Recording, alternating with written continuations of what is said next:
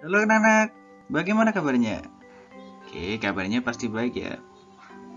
Hari ini kita mau belajar SBDP tema 1 mengenai patung. Tapi jangan lupa berdoa sebelum kita belajar ya. Oke, kita mulai pelajarannya hari ini. Patung. Patung merupakan karya seni 3 dimensi. Kemudian ada dua gambar di samping. Ini adalah salah satu patung yang terkenal dari Kasongan, Yogyakarta. Ini adalah patung yang terbuat dari tanah liat.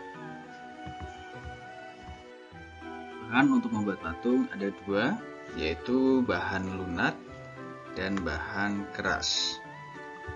Bahan lunak atau bahan yang empuk itu contohnya ada tanah liat ini ya. Kemudian plastisin, kalau tidak tahu plastisin adalah malam kita menyebutnya. Kemudian lilin. Kemudian bahan yang keras, contohnya batu. Kemudian contohnya kayu. Kemudian teknik-teknik pembuatan patung ada 3 yang kita pelajari hari ini. Ada teknik pahat, ada teknik cetak, dan ada teknik butsir. Apa sih bedanya antara pahat, cetak, dan butsir? Pahat itu dipahat langsung menggunakan pahat. Seperti ketika kita membuat patung berasal dari batu ataupun dari kayu, itu dipahat.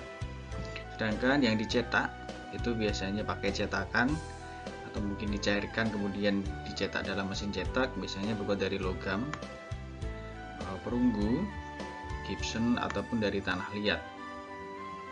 Kemudian teknik butsir ini adalah teknik menggunakan tangan, berarti kita membuat patung menggunakan tangan kita. Biasanya yang digunakan untuk bahan untuk membuat butsir ini adalah tanah liat dan plastisin. Kemudian jenis-jenis patung Nusantara banyak sekali. Ini Pak Kris menyontohkan 3 contoh. Yang pertama adalah contoh patung Surabaya. Ini gambar buaya dan gambar ikan hiu, ikon dari Surabaya. Kemudian patung mangga dari Indramayu, Jawa Barat, dan dari kabupaten kita sendiri adalah patung Bandeng ya. Kemudian temanya antara Surabaya dengan Bandeng ini adalah temanya hewan, sedangkan patung Indramayu temanya tentang buah-buahan. Kemudian kita pelajari bagaimana cara mewarnai patung. Nah, tujuan mewarnai patung adalah untuk memperindah patung itu sendiri, dan dilakukan pengecatannya ketika patung itu sudah kering. Sudah kering baru bisa dicat.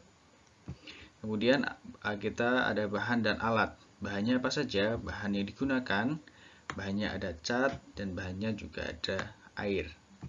Kemudian alat-alat yang digunakan untuk mewarnai ada kuas.